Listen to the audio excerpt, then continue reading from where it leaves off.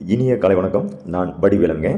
நம்ம இன்னைக்கு 16 வகையான செல்வங்களில் இளமை செல்வம் அப்படிங்கிறத பற்றி பார்க்க போகிறோம். சரி, இளமை செல்வம்னா என்னங்க? 16 வயசு, 18 வயசு, 20 இந்த மாதிரி அந்த வாலிப வயது வருது இல்லைங்களா? அதை நம்ம இளமைன்னு சொல்கிறோம் இல்லைங்களா? இள வயது, இளம் கன்று பயமறியாது அப்படின்னு சொல்லுவாங்க இல்லையா? அதுவா இளமை? இல்லைங்க, அது இளமை இல்லை அப்படின்னு சொல்கிறாங்க. எது இளமை அப்படின்னு சொல்கிறாங்கன்னா, உடல் ஆரோக்கியம். 70 வயசில் ஒருத்தர்னால நடக்க முடியும், ஓட முடியும்னா அது இளமை. மனதில் உற்சாகம், அது இளமை. உத்வேகம், தன்னம்பிக்கை, கற்றல், தொடர் முயற்சி, இதுதான் இளமைன்னு சொல்கிறாங்க. எத்தனை வயசில்?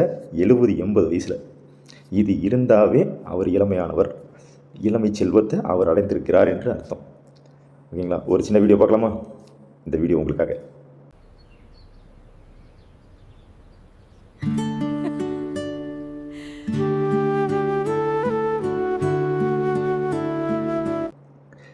சரி, இந்த இளமை செல்வத்தை நம்ம அடையணும்னா என்னென்ன செய்யணும்? முக்கியமான விஷயம், அதுக்கு தியானம் ரொம்ப ரொம்ப அவசியம். யோகா ரொம்ப ரொம்ப அவசியம். உணவு பழக்கம், தூக்கம், நல்லா தூங்கணுங்க. 8 மணி நேரம், ஏஜ் ஆகிறவங்க 8 மணி நேரம் தூங்கணும்.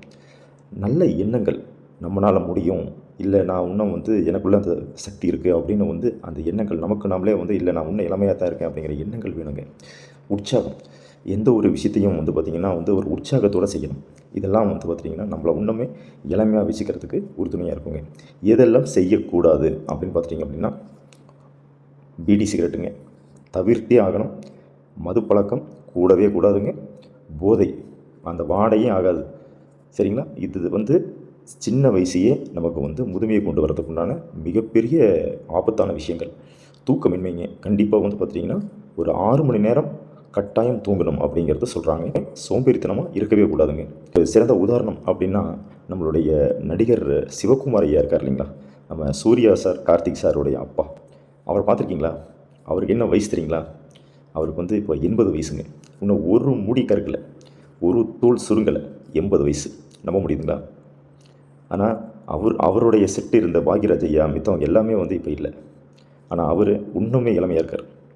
அதுக்கு காரணம் அவர் எடுத்துக்கொண்ட அந்த யோகா, தியானம், அவர் மது பழக்கம் இல்லாமை, நேரம் தவறாமை, தொடர் கற்றல், உடல் ஆரோக்கியம். இதுதான் அவரை இன்னுமே சுறுசுறுப்பாக வச்சுக்கிறதுக்கு, அவர் உன்னை இளமையாக வச்சுக்கிறதுக்கு மிகப்பெரிய உதவியாக இருக்குது. நம்மளும் அவர் வழியை பின்பற்றி சுறுசுறுப்பாகவும் இளமையாகவும் இருப்போம். நன்றி, வணக்கம்.